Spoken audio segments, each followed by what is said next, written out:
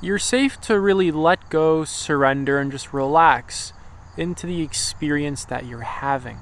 We build up a lot of patterns of just fighting against the present, struggling against our own selves, the feelings and sensations that we experience in our bodies. We struggle against another person. We struggle against a particular circumstance. But this struggling is pointless. In fact, this struggling adds a lot of suffering. This is like the root cause of most suffering. This is related to the ego. The ego is a constricting and contracting force that creates the sense of self or identity, and it's built upon a lot of fear. It's built upon the avoidance of pain, struggling, resistance, and a bunch of other stuff. And without taking a look at yourself, at your own psychology, at your patterns, right? The habits that you do, right? Not just your external habits, but your internal habits. It's inevitable that your ego is going to keep you stuck fighting against life basically until you die, as brutal as it actually sounds. Without really reflecting, without giving yourself mindful attention, all these patterns, these inner psychological patterns of fighting and resisting and fear and struggle, this is what's really going to dominate a human's life, which is why I emphasize so much the importance of having a structured daily meditation practice where you just apply mindful attention to yourself and nothing more. Because all these patterns of struggling and resisting and fighting, right, we can think of this kind of stuff as like this sort of glue, right? All this stuff kind of sticks together. And awareness comes in and starts just like dissolving that glue. It starts just kind of breaking it down just by applying awareness. Literally, just awareness alone heals your mind over time. So you're safe to really just allow yourself to sit in the present, not fight against it, not grasp on to a particular situation or feeling or anything, not need to grasp and cling on to anything and reject and push a bunch of other stuff away. You're safe to really just sit here and allow yourself to just be as you are, to just allow your current circumstance to unfold, allow this experience to unfold without fighting against it. The fight against experience is a futile effort. It's completely pointless.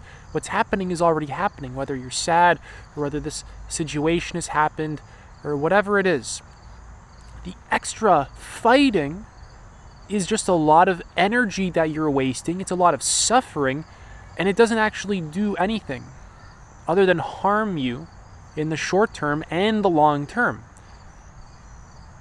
So if you really pay attention to a lot of your experience of life, a massive aspect of it is really characterized by just resisting and fighting against yourself and experience, which is also yourself. There's nothing separate from you in the universe.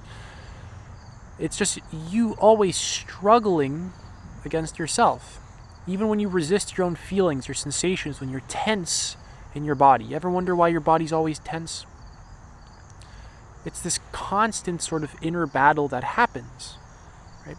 And what I'm sharing with you in this video is that you're safe to start applying awareness to yourself, to all these parts of you, relaxing into the present and just surrendering and opening rather than habitually contracting out of fear and then living from that place.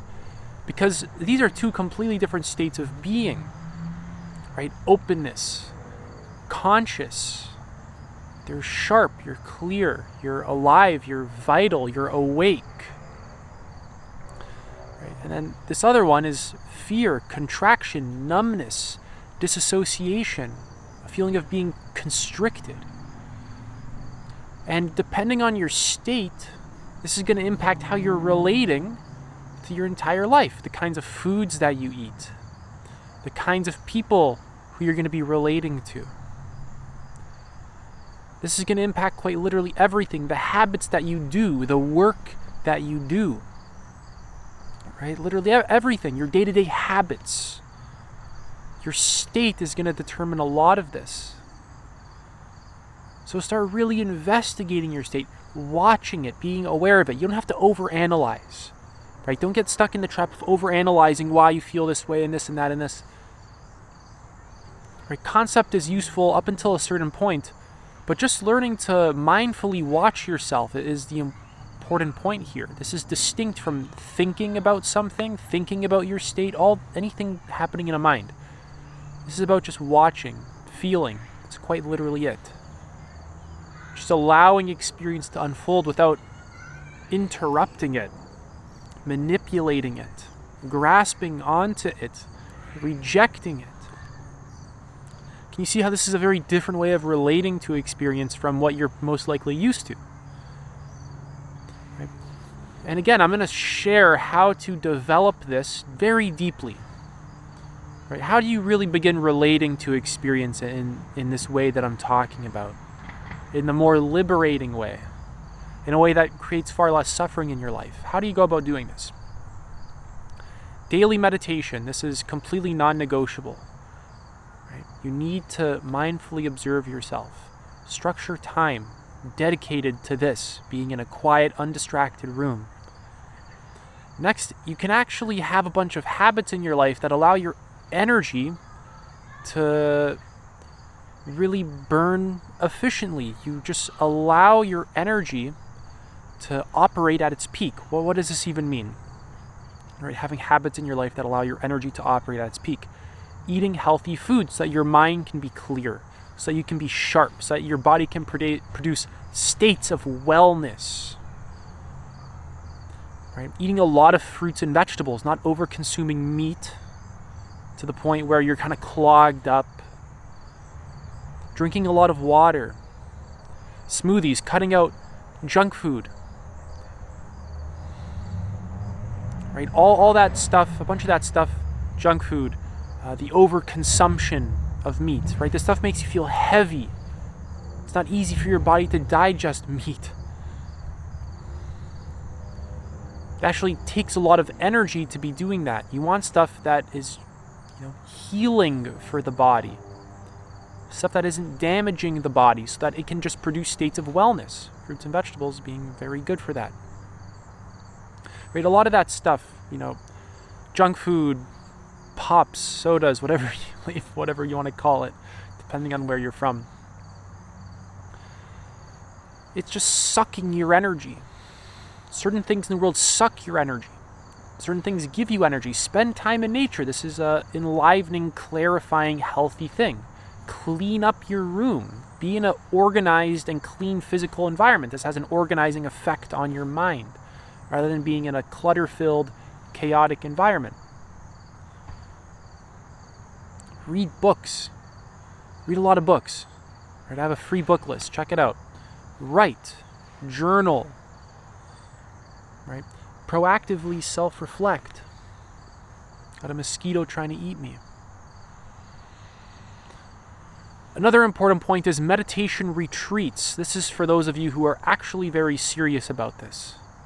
Right, this one point, meditation retreats. Spending time to go on an actual meditation retreat, a Vipassana retreat. This is the best thing you can do for yourself. This is one of the most life-transforming things that you can do. And I recommend doing multiple every year. This is quite literally going to restructure your being and purify your being in a very profound way. What I mean by purify your being is just removing all these tensions and stuck energies and unprocessed, unresolved emotions and traumas and wounds. Right? You actually allow awareness to start permeating you. You allow awareness to actually enter your body. And through that, a lot of this stuff can heal. Right? So actually set up a lot of good habits in your life so that your, energy isn't, heavy, dense. You want it to be light.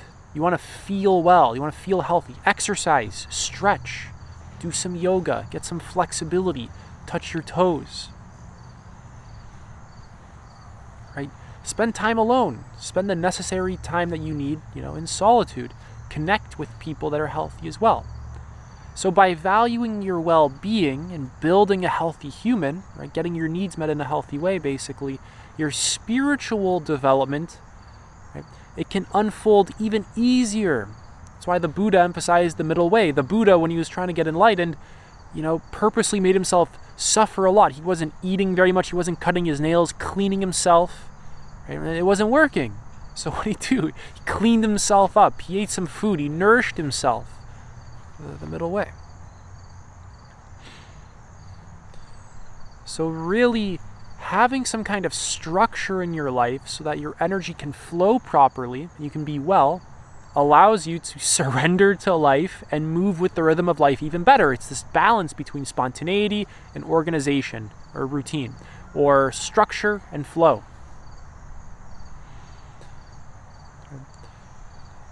And you're safe to really investigate all the fears that keep you in this state of struggle, keep you in this state of disease, because that's really what this is. This is an actual mental disease, fighting and resisting and struggling against life.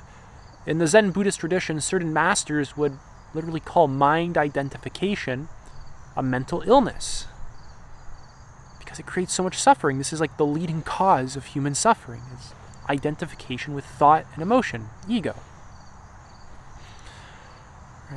So that's it for this video. If you want to apply to work with me, link is in the pinned comment and the description. You can check it out down below.